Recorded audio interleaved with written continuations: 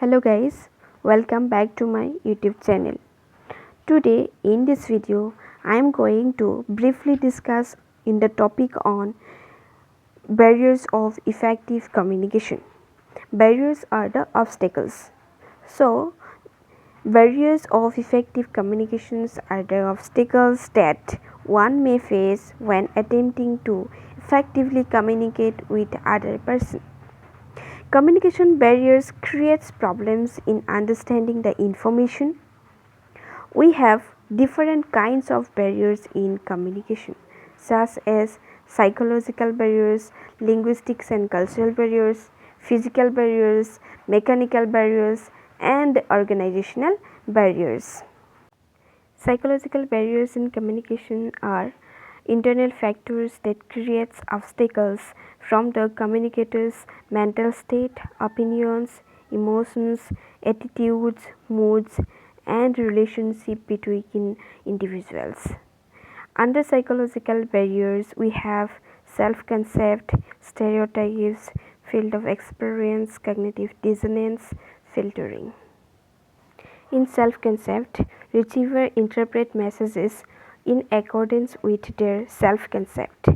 They respond to those messages favorably, which reinforce their self-concept, and reject those messages which are perceived to be threatening to the self-image.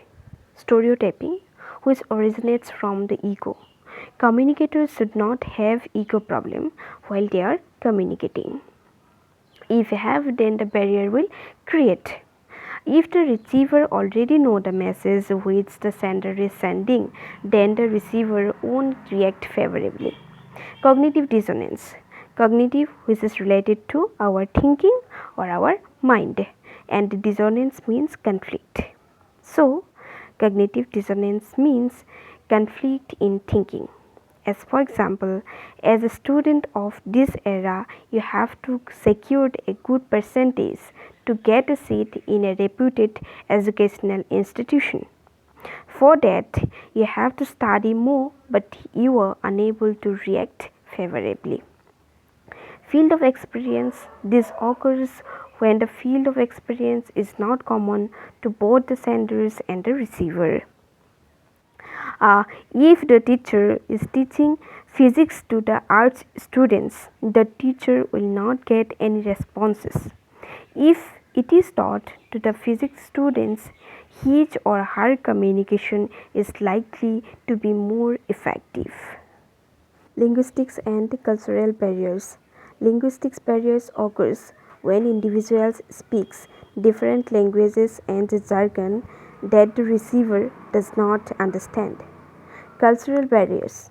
Most of the native languages are cultural specific. When the languages are distinct, communication is carried out through translation, which increases the probability of misunderstandings. Semantic barriers.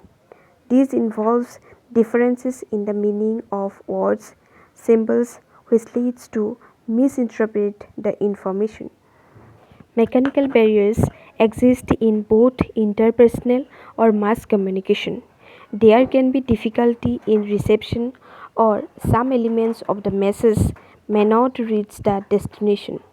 It can be in the forms of absence of communication facilities, as for example, radio transmission, inaudibility in telephone devices, a barely readable point size. Organizational barriers. When the organizational structure is not properly defined, the responsibility and the authority are not assigned, and the channels are also not clear. As for example, organizational rules and regulations, lack of chain of command. Physical barriers are geographical distances between the sender and the receiver. It can be taken as the most pertinent example of physical barrier in communication. Thank you so much for watching the video. Stay tuned for the next video. Thank you.